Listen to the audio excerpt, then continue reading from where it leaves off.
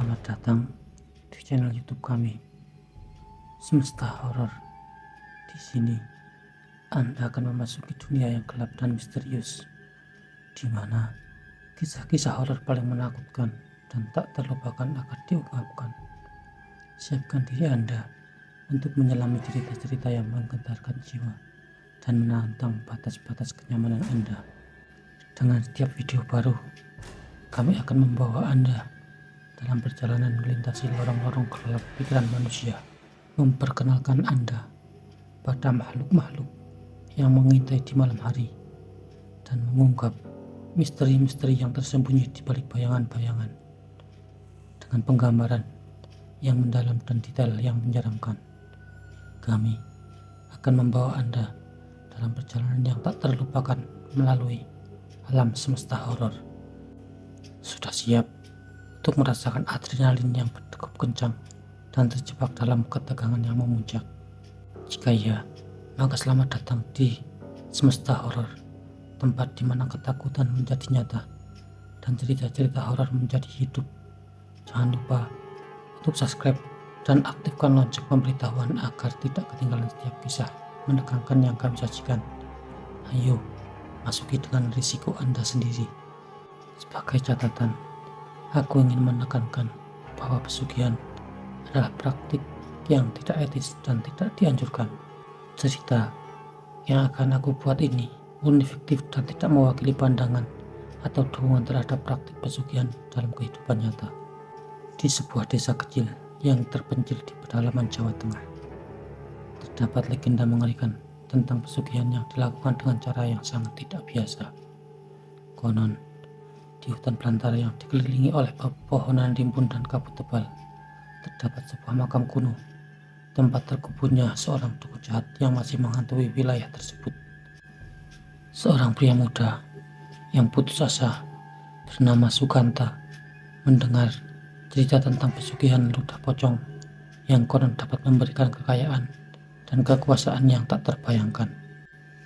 Terobsesi dengan keinginan untuk meraih keberuntungan, Sukanta memutuskan untuk mencari makam dukun tersebut meskipun dilarang keras oleh penduduk setempat. Pada malam yang gelap dan hening, Sukanta memasuki hutan dengan hati yang penuh dengan keberanian palsu.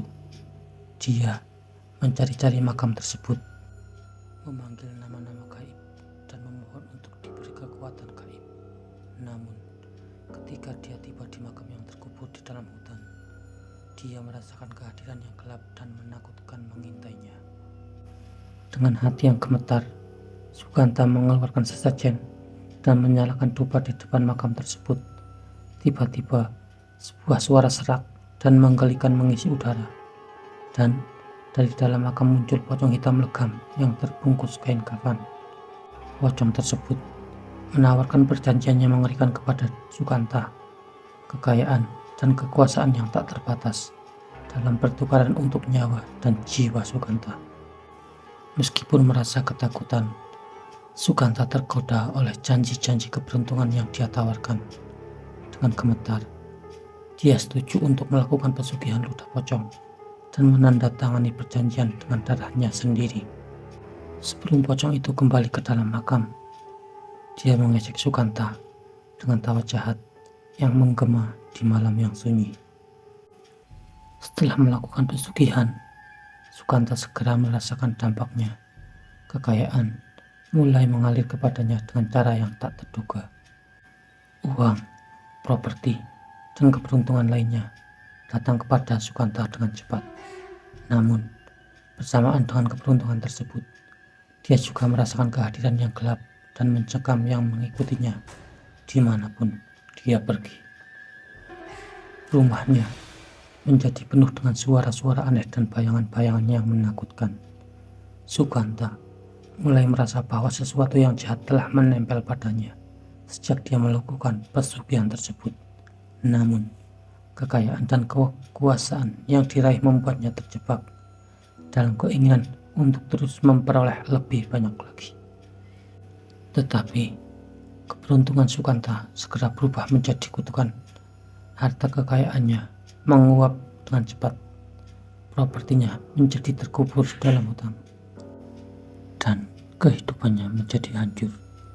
Suara-suara aneh dan penampakan gaib semakin sering menghantui Sukanta, menyiksa pikirannya dan jiwa yang terbelenggu.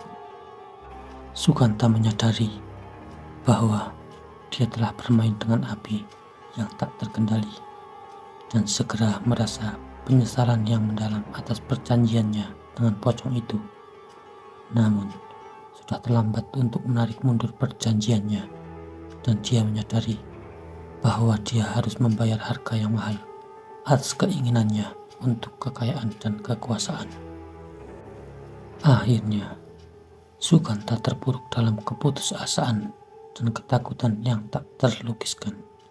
Dia mencoba untuk melarikan diri dari kegelapan yang mengintainya, tetapi kekuatan jahat yang dia undang dengan pesugihan tersebut terus mengejarnya di setiap langkahnya.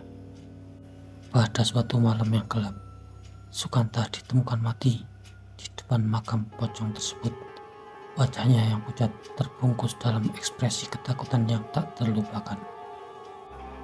Dengan kematian Sukanta, cerita tentang pesugihan ludah pocong menjadi peringatan yang mengerikan bagi siapapun yang mencoba untuk memperoleh kekayaan dengan cara yang gelap dan tercela. Legenda tentang pesugihan tersebut terus hidup, mengingatkan kita agar bahaya yang mengintai di balik keinginan untuk memperoleh keuntungan tanpa menghiraukan konsekuensinya yang mengerikan. Bersambung.